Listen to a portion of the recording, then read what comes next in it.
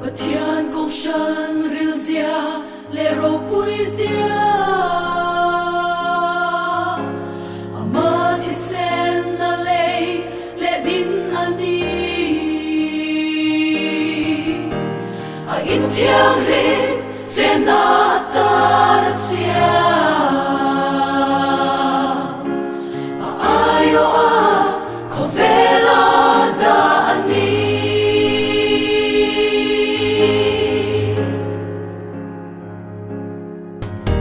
Pathian kong shan hiya varo pui Kovelin ti boral tum chin ma se Hil ti thay na turu ka venani Awa him se ang chatuan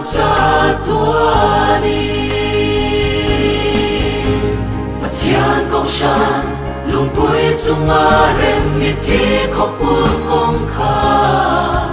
hong tu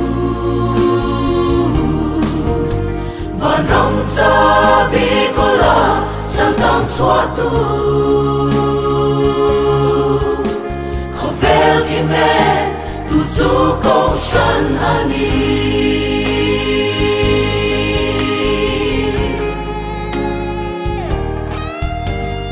Paro pui na chun en lei ko sha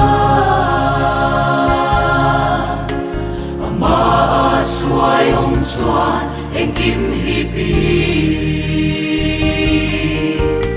Mi cha le cha lo te fun ko ma se Ko shan ro pui na ne chuang lo ve Pathian kong shan lung pui chung a rem mi thi kho kul kong kha hong tu van rong cha bi ko la sang tang chua tu kho vel thi me tu chu kong shan ani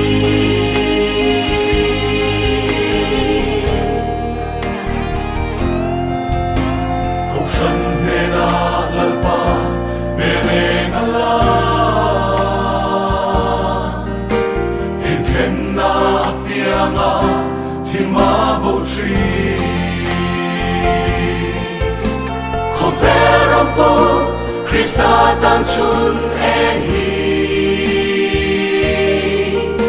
Ko shan na pui ber le din chan ani Pathian kong shan lung pui chung a rem mi thi kho kul kong kha hong tu van rong cha bi ko la sal tang chua tu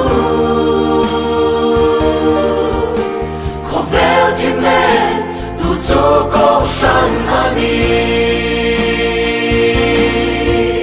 Van rong cha bi ko la sal tang chua tu Kho vel thi me tu chu kong shan ani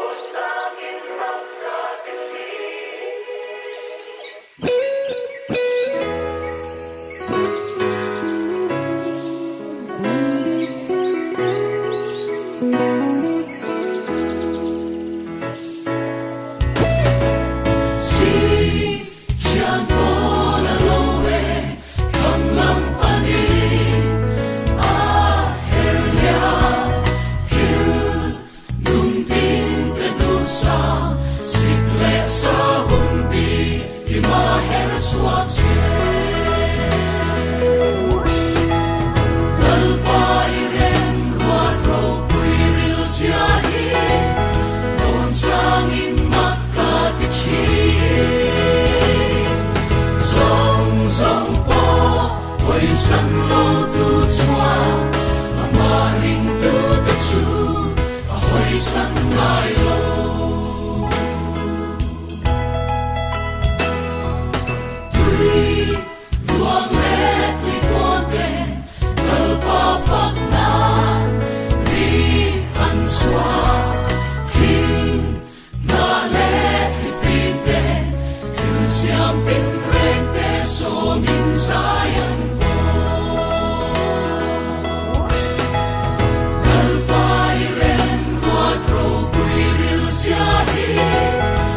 Sangin magkatichi Song song po Hoy san lo tu chuan Amaring tu te chu Ahoy san ngai lo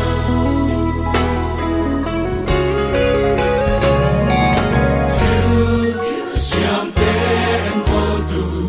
Nang le kei hi Kan ni si Siam song te lalpa Kan nun na hiani A fat so si lo Lalpa I ren ruat ro pui ril sia hi Don sang in makati tri Song song po Hoy san lo tu chuan Amaring tu te chu Hoy sân ngài lô Lalpa I ren ruat ro pui ril sia hi Don sang in makati tri Song song pa Hoy sân lo tu chuan Amaring tu ta chu Hoy sân ngài lô Song song pa Hoy sân lo tu chuan Amaring tu ta chu Ahoy sân ngài